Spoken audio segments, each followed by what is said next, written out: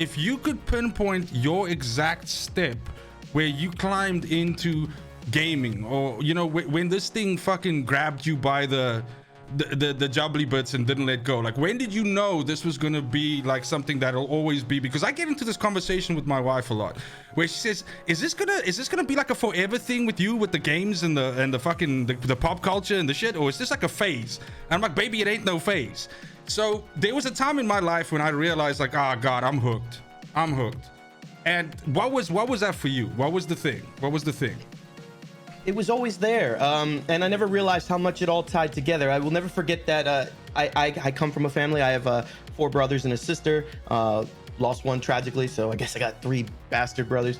But I'm the middle child. But my dad had a business. He was gone all the time, and my mother was she was a social worker, and she helped a lot of like at needs people. So she always was taking care of other kids except us. And so since we were a tribe, we were all on our own. And where would we hang out? We'd go to the arcades in the late 80s, early 90s, because that was the thing you do then. And I didn't get along with my siblings very much, so I always had my comic books. And I'll never forget, like, one of the first arcade machines I ever played was the Avengers arcade. Oh wow. And then that resonated with me because I had the Avengers arcade cab that I would just dump coins into, and I had the Avengers books when I went home. And the one time I hung out with my oldest brother, Brandon, was we would play the Punisher game, where you would fight over who's going to be the Punisher and who got stuck with lame-ass Nick Fury. And like, that's before Nick Fury was like cool. Nick Fury's cool now. Like that was busted-ass Nick Fury. So yeah. It was, and then that's when it started. It was the melding of my comic love, and then they had those arcade comic cabs. And then it grew when it became a thing, like a passion, like a thing with fighting games. It was I was a sports person. Like if I excelled at sports, that was the time Daddy would come see me. It was when I was in the championships. But he only showed up for the events, yeah. For the glory. But at night, the competitiveness kept going, and I would want to play fighting games because my sister's live-in boyfriend used to whoop my ass. I was like 8 in Street Fighter, and he was like 20 something and just beat my ass. And I was like, never again. I'm gonna train every day. I'm gonna go to the local arcade. I'm gonna play on the cabinet. So I play Street Fighter and Tekken and all that, just so that way I can get back at him. And then it became my outlet. If I got mad in the day and I wanted to punch somebody in the face, I'd go punch someone virtually in King of Fighters or something, right? That's right, King of Fighters, Street Fighter, and that sort of thing. So yeah, that's where my passion, that's where the fire came from, and then it just grew into a loving quick question. Of pop culture. Would you say that like your all-time favorite genre of games, then we would say it's fighting games, I guess?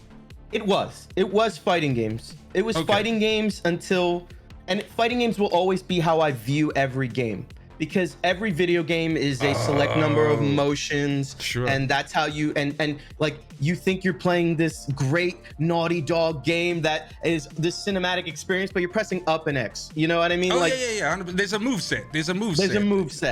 So understanding the move sets and the complexities of it is in my DNA from fighting games. Quarter circle, you know, that pretzel, it's called pretzel motion in SNK games. It's in my hands, it's in my blood. But as I said, I didn't really get along with my siblings, and I always consumed culture. I was playing RPGs and watching anime at the same time. So in the late 90s, or the mid to late 90s, that's when the JRPG boom was hitting consoles. And so that became my dominant genre, because it was the Japanese influences media that I liked in the form of long form video games, where I would just lose my soul playing those games. So it's almost like the perfect cocktail, right, for you at that point. It was. Like it was, yeah. I get that. Okay, so and games took me all over the world, man. Everywhere I went, I found the culture and the games that they played and the things that they liked. So that's why I'm very interested to hear your response into this. It's weird though, right? Because so first thing is, there's a lot of stuff that me and you talk about where we end up walking away from that conversation going like, my God, like this person has had exactly the same experiences as me, or you know, there's and we've both said it in the past, that there's so much of that happens that sometimes we go like, what the fuck, is the Matrix malfunctioning? Like, you know, what's happening? But in this case, I was definitely like pretty much the exact opposite, right? So for me, only child, so didn't grow up with any siblings, and but did also have the thing with like absent parents, you know, something like that. So both my parents worked incredibly hard, both extremely career driven. My dad was, at the same time, while working, he was also like a full-time musician. So when he wasn't working, he was fucking playing gigs at night. And so I kind of like, I couldn't do sports because there was no one ever that could take me to the sports. That's the thing. So I did a lot of like after school, I would stay, you know, at people's houses until I could go home with my parents were home and stuff like that. And so when I then started looking towards hobbies that I could enjoy, because I could obviously not, you know, do these sports or anything like that, I just kind of naturally gravitated towards gaming because I've always liked the idea of competing, not necessarily against other people, but competing against myself. And so a lot of that at the beginning for me with games was, okay, cool, I can do this thing in 5 minutes. What's stopping me from doing it in 4.5? Or I can get 2 million score on this, or I can kill this boss, and, you know, I can do this. Because there's a certain amount of prestige in that as well. Like, you go over to a buddy's house, you're like, yeah, dude, I got to Dr. Robotnik and Sonic 1 in like fucking 45 minutes. That shit takes you like 3 hours. What's wrong with you, you know? And that, so there's a side of that I really did enjoy. I started, you know, obviously early with like the Commodore 64s, shit like that, like the fucking tape drives that you had to do the thing. And yeah, it was so I came from a small town called Swakopmund, which is in Namibia, and dude, there was an arcade there, but it was next to a laundromat, and it was in the most dangerous part of town, as dangerous as Swakopmund could be, right? And so my parents, I can't even say the name. That has to be pretty dangerous. well, that's the first thing they test you on. If you can't say the name, then you get stabbed. So that's the first way they test you, if you're a local or not. No, but so the thing is, like, I would sometimes like ditch school and I would go to the arcade to go play, but I'd always catch like a fucking beating of note. Because my parents were so upset with me putting myself in harm's way. I mean, twice my bicycle got stolen outside this place while I was just happily putting tokens into a machine and playing, dude. And then I came out later, I'm like, shit.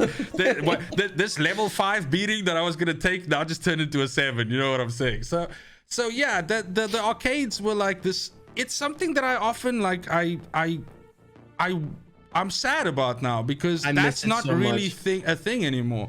And I mean, let's be honest, the internet now today is the modern arcade, right?